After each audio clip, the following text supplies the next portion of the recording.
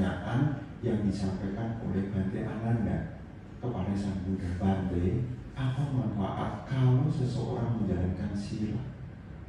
Masih ingat? Lupa juga. Ya, anggota Nikaya kelompok 10. Bante Ananda bertanya, apa Bante manfaat dari menjalankan sila? Di situ Sang Buddha menjawab, seseorang yang menjalankan sila, ia akan memperoleh yakni ketidakadanya penyesalan. Terus Bante Ananda bertanya lagi, Bante, apa manfaat kalau tidak ada penyesalan? Sang Buddha menyebut lagi, dengan tidak adanya penyesalan akan muncul pamoja. Pamoja itu gembira. Lantas Bante, apa manfaatnya kalau bergembira? Ya, akan muncul suka. Suka itu bahagia. Memang bahasa palingnya begitu. Pamoja suka. Kalau sudah muncul suka, lantas apa manfaatnya Bante? Akan berkembang di dalam samadhi. Lantas apa manfaat Bante dari samadhi? Muncul piti. Ini mirip-mirip nih. Pamoja, suka, samadhi, piti. Ini kondisi batin yang sama sebetulnya. Seneng, ya, suka widana sebetulnya.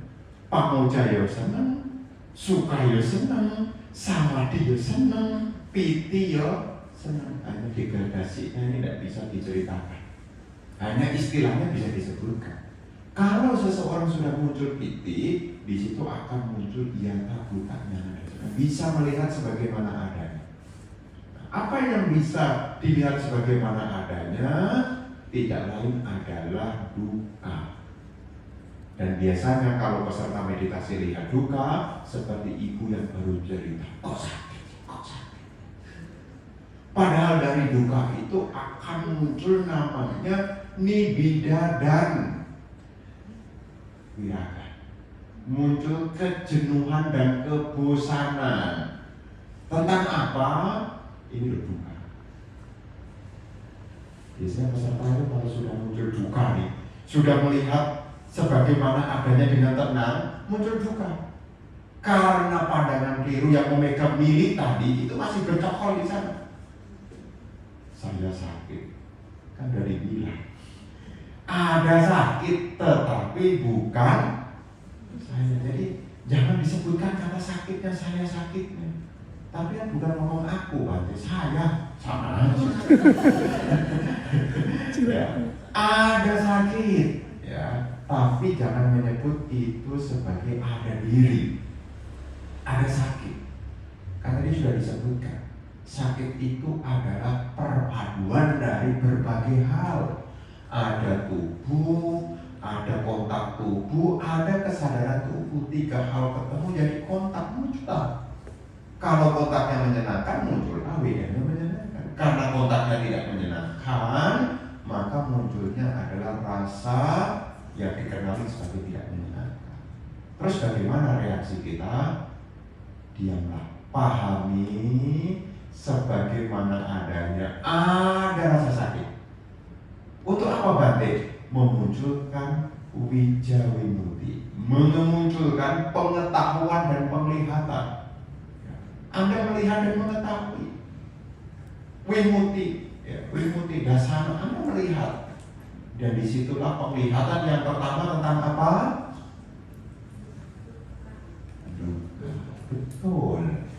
Kalau kita bisa melihat duka dengan tuntas, maka kebenaran karya kedua itu bisa diketahui. Kemunculan duka. Dari mana kemunculan duka? Dari adanya salah satu yang pertama adalah kelekatan pada kesenangan. Kama tanda, aku maunya tubuh yang menyenangkan. Ternyata yang muncul kesemutan. Muncullah reaksi yang beraneka ragam. Mulai mengcover dengan bahagia.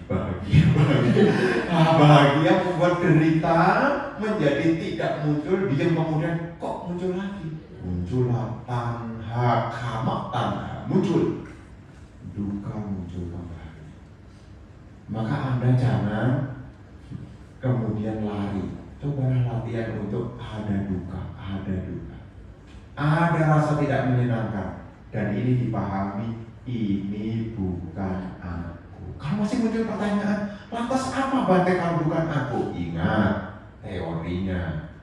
Ada kaya, ada potaba, ada minyana. 3 hal ketemu jadi pasa. Ada tubuh, ada sentuhan, ada kesadaran tubuh. Bertemu 3 hal ini terjadi kontak. Kontak yang muncul ini, muncullah wedana, rasa tidak menyenangkan. Karena kita masih punya sakaya ditti, pandangan keliru, kita anggap perasaan menyenangkan adalah milikku. Kalau yang tidak menyenangkan adalah bukan milikku. Ketika muncul perasaan tidak menyenangkan, mulai mana aku ini? Ini bukan aku, ini bukan aku. Kita kegantungan pada wedana. Kita punya kegantungan. Wedana yang menyenangkan itu adalah aku. Sedangkan yang muncul ini bukan menyenangkan. Kita menolak dan mencari aku. Terjebaklah kita dalam sakaya itu. Makanya setelah kita punya ketenangan, muncul rasa tidak nyaman, latihan menyikapinya dengan bijaksana. Ada sakit, tetapi bukan saya. Ada sakit, tetapi bukan aku.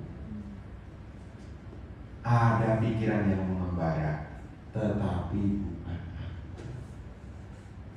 Ini adalah latihan untuk memunculkan kebijaksanaan.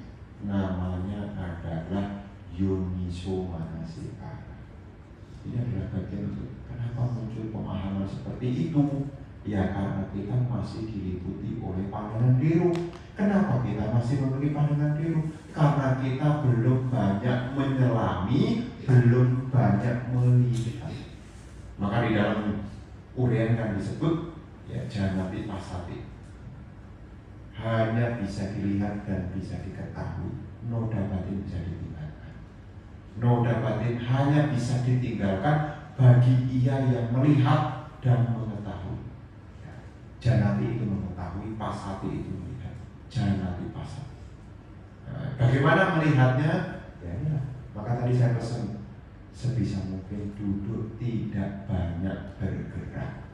Supaya apa? Kalau tidak banyak bergerak, supaya bisa langsung melihat duka.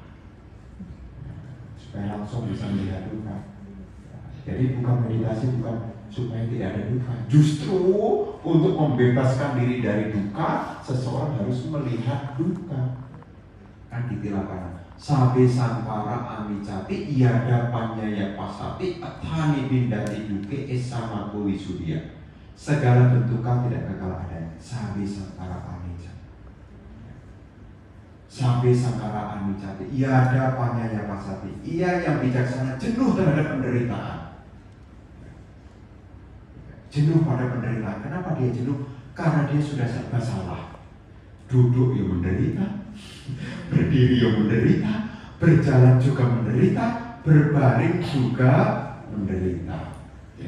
Ya ada panyaya pasati, athani bindati duke. Aku lihat penderitaan itu, athani bindati duke. Esamaku wisudia. Itulah jalan menuju kebebasan. Esa itu satu. Magu itu jalan, wisudia adalah kebebasan. Ini jalan satu-satunya untuk membebaskan diri dari penderitaan. Dimulai melihat adanya penderitaan. Kalau kita masih pindah-pindah, belum ada bosan. Kita ada ketertarikan yang lain. Makanya meditasi kalau sudah menyerah, seperti Bante Ananda itu sudah menyerah. Ingat tak cerita Bante Ananda? Tidak tahu juga. Kenapa tidak tahu kan ya? Bante Ananda itu sebelum konsili yang pertama, ya, karena syarat dalam konsili yang pertama itu syaratnya yang berkumpul dari 500 arahat. Ternyata kurang satu. Dan yang mengerti dhamma yang banyak mendengar adalah Bante Ananda. Kemudian para senior sesepuh mengatakan, ini harus ada Bante Ananda. Terus yang lain bilang, loh Bante Ananda belum ada. Wah akhirnya Bante Ananda berjuang tuh.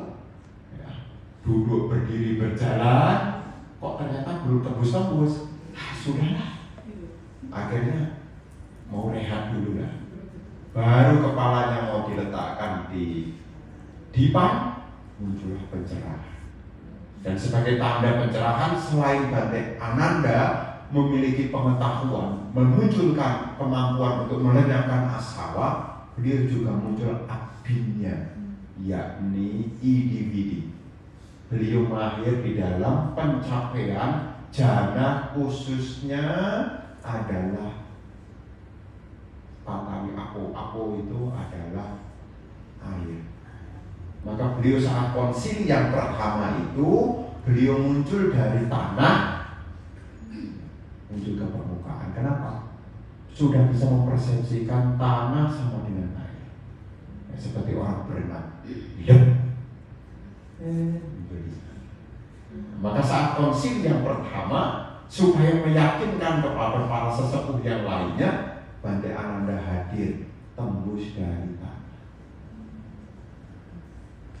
Jadi sudah melihat duka dengan jelas. Awalnya sudah berbagai macam latihan, ya. Makanya ibu bapak, ya kalau masih awal ya bapak balsem tidak apa-apa. Latihan masih awal bapak balsem tidak apa-apa. Jadi kalau masih pegel, nanti tiba saatnya mau balsem, mau koyok, mau apapun, tidak ada yang mempan. Nanti akan juga serba salah ya. Baru mau duduk udah pegel, mau jalan pegel. Semua tidak ada yang merasa nyaman. Yang membuat menderita sebetulnya bukan jasmani ini. Yang membuat menderita adalah kita masih memegang pandangan dulu tentang aku. Ya, aku. Makanya ketika sakit jangan dipahami sebagai aku yang sakit. Ada sakit, titik. Perhatikan, ada sakit, titik.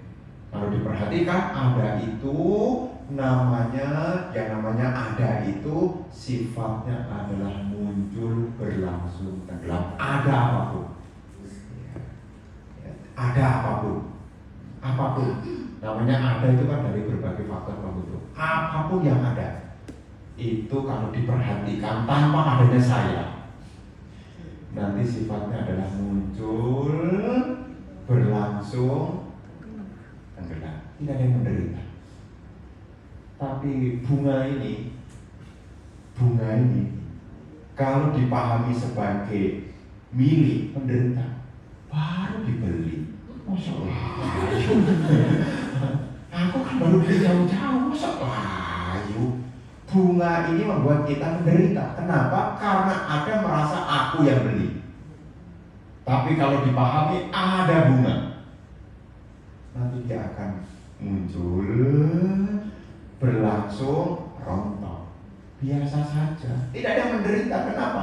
Tidak ada yang merasa aku beli. Betul enggak? Kita punya apa-apa, kenapa kita menderita? Karena merasa aku yang beli, aku yang ngangsur, belum lunas sudah. Aku yang menderita. Nah itulah yang membuat kita menderita adalah pandangan yang pertama. Maka pandangan ini bisa ditinggalkan melalui penglihatan yang dalam Majjhima Nikaya nomor 2 yang berjudul Sabba Sawasutta disebut dengan meninggalkan roda batin melalui penglihatan. Melihat. Maka saat meditasi ada nyut. Ada saja. Ada sakit, tetapi bukan aku. Dilatih, ya, dilatih. Dan itu membuat kita lebih rileks, ya, karena kita bisa memisahkan diri, ya, memisahkan diri. Kalau digenggam ya menderita. Nah, itulah butuh pelatihan. Ya nanti waktu latihan dimanapun diingat-ingat, ya, ada sakit, titik. Ada sakit. Termasuk juga ada bahagia, titik. Ya, kalau ada bahagia, titik, maka bahagia itu pun akan kelihatan. Ya, muncul, berlangsung, ada. Begitu ya. Karena sudah malam, jadi kalau ada pertanyaan ya tunggu bulan depan. Ya sampai di sini perjumpaan kita di malam hari ini.